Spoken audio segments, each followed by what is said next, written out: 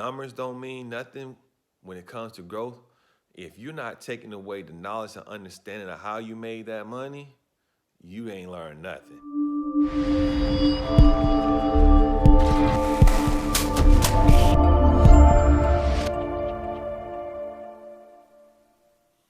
What's up, fam? This is Vic from Quick Cuts Premium Lawn Care here in Conyers, Georgia. Hope you guys are still cutting on today.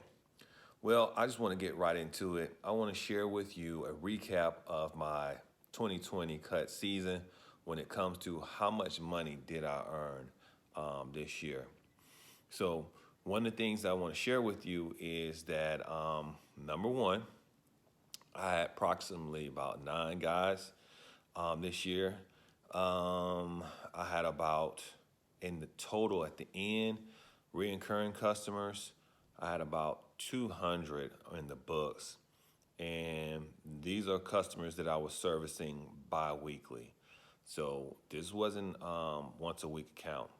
Also, I have a commercial account that is a significant chunk of what I receive.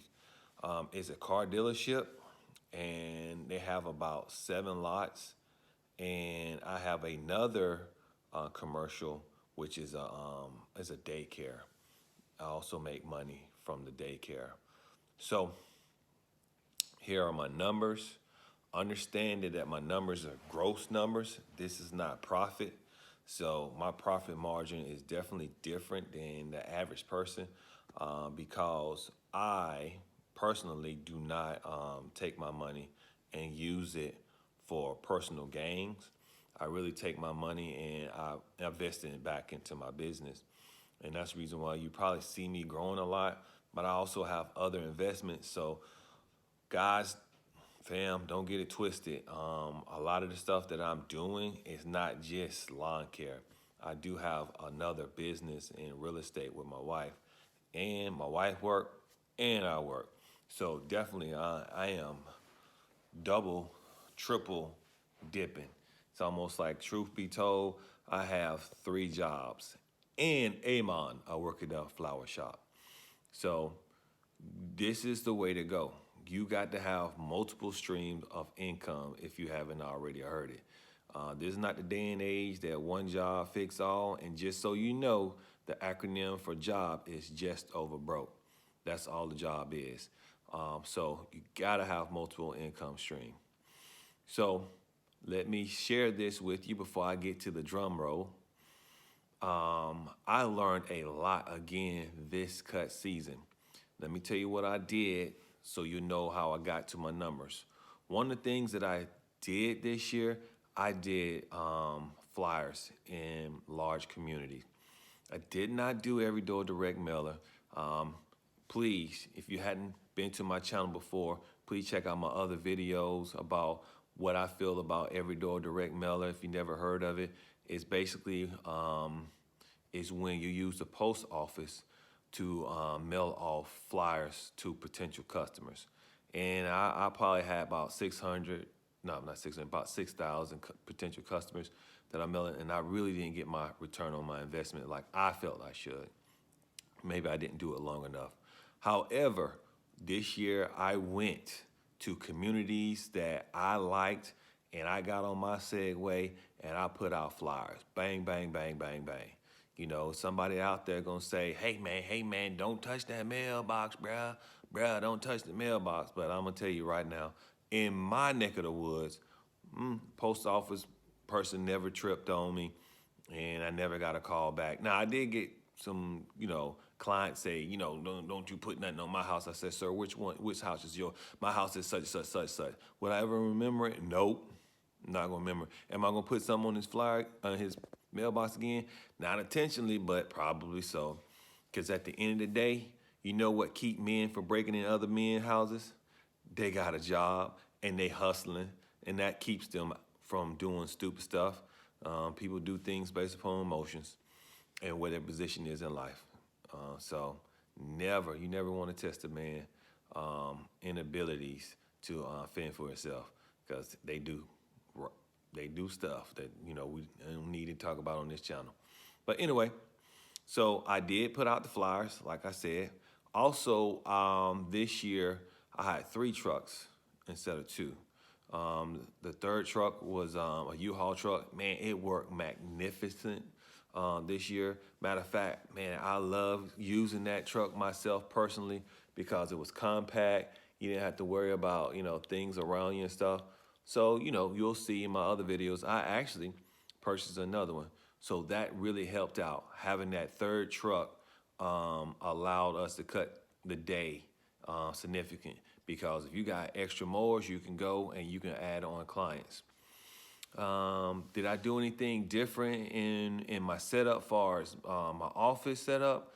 Um, Yes, I would say I did. One of the things is I have a script on how I sell now. Because I know when you first get started, you have a problem on telling people your prices or what your prices would be. And one of the things that I use part of my script is, how does this price work for you? In other words, I give the client the price and I said, so how does this price work for you?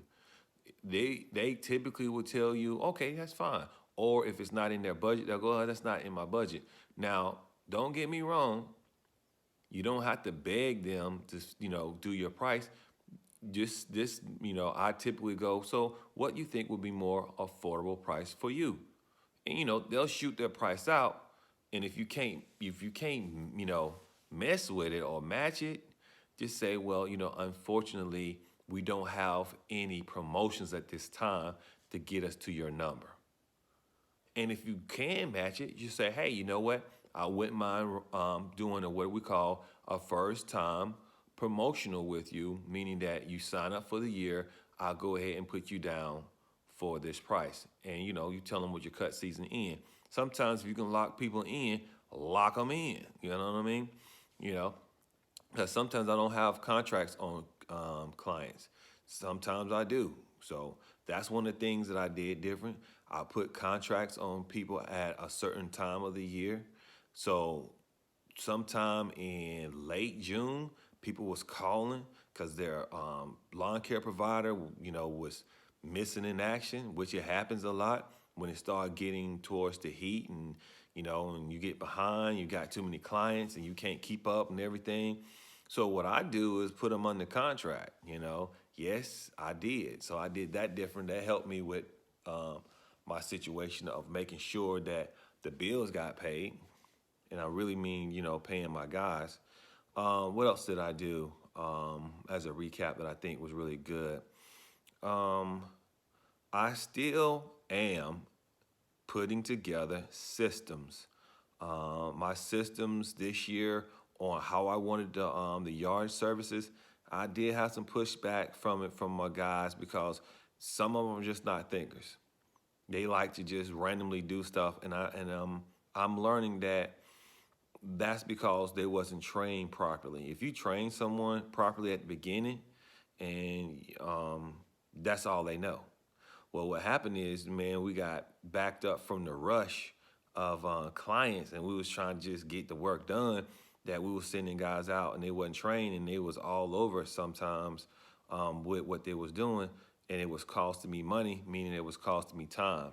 And if you know anything, if you got 40 yards to do that day, and you can save 5 minutes off each yard, man, you save a chunk of time. And that's what I try to tell my guys. 5 minutes to you is just 5 minutes. 5 minutes to me is a chunk of time that I could be making more money servicing other clients 5 days a week. Let me see.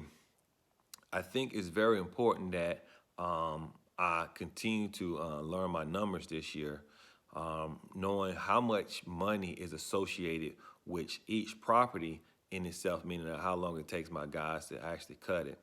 I didn't do that this year. I was pretty much still stuck on my square feet on how I get it through Yard Book, and then I had set prices. I went up on my prices sometimes with newer customers when it comes to, like I said, the late calls. In the beginning of the season, I was giving some form of discounts, and I don't mean discounts if it was a $45 cut. I gave it for 40. Now I mean discounts in the sense of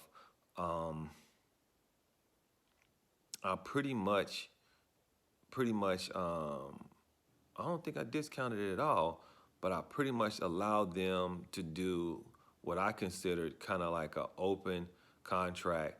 And some people would start, some people wanted to stop, but I cut all that stuff out sometime in mid-July. And I was weeding people out because I had the script by that time. And one of the things that I want to encourage you guys, if you don't have a software, I use Yardbook, so I recommend Yardbook. But if you don't have a software, you need to get one if you're planning on growing your business.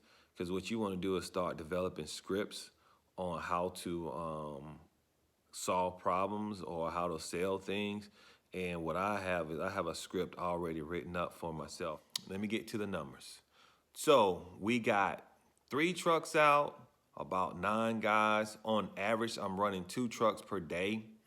I have a little over 200 clients. We talk about bi-weekly services. I generated, hold on, it's not a super a lot of money. However, it's a significance between this year and last year. Last year, I earned somewhere around $150,000, and that's gross revenue. And on average, I had about maybe 5 workers, sometimes 6. This year, I had 9, sometimes 11 workers, and I grossed 300,000. So that's the difference. I actually doubled my money from last year to this year. And the profitable reason why I feel like I really doubled my money this year is because I truly understood that putting flyers in communities worked for me and not every door direct mailers. I was on it this year and pretty much it showed up. And also, man, just by being online for 3 years, in my 3rd year, I got a lot of calls because a lot of my calls was not from my flyers. In the beginning. And then when the flyers revenue started coming in, they would call and say, I got your flyers and everything. So I wound up picking up this year 140 clients. And it's like new clients. I know they was new because when they called in, they started services with me. I made sure I put that year to date. So my first year, and when I say first year was 2018, even though in practice, my first year was 2017, Darren and I was the only 2 people working, and we learned a lot that year. But 2018, we had like a crew of 3 people. And man, the following year we learned something. This year we learned a whole lot, even more. And just one of the things that I wanted to share with you guys, numbers don't mean nothing when it comes to growth. If you're not taking away the knowledge and understanding of how you made that money, you ain't learned nothing. So that's the most important part. So if you walk away and let's say you earn just 5,000 more than you did last year, but yet you understand how you made that $5,000 difference, that's key, man. I'm telling you, that's key. So hopefully, man, this helped you out. Please like and subscribe to the channel. I put out this knowledge to help people like you to go ahead and, get out there and do your thing, because hustling is just a hustle. Having a business is more like an inheritance from your father. Especially if you in my culture, a lot of black folks don't have fathers that can really hand them down anything to where they can build. So hopefully, the next generation behind me, I can give them something that can just build on. It's not Walmart yet, but it's a dream. And anything that I know about a dream is, it's not real unless you're walking in it. And that's what I'm hoping to do. And as I share my life and my ups and downs with you guys, and as always, I can't cut all this grass by myself. Cut on Lawn Care Family, cut on. I'm cutting out. Peace.